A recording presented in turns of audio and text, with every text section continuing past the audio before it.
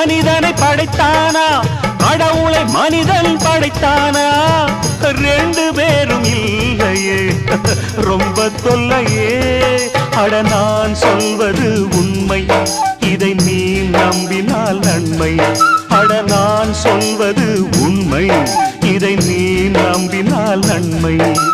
வானத்தை பார்த்தேன் பூமிய பார்த்தேன் மனுஷனை இன்னும் பார்க்கலையே அட பல நாள் இருந்தேன் உள்ள அந்த நிம்மதி இங்கில்ல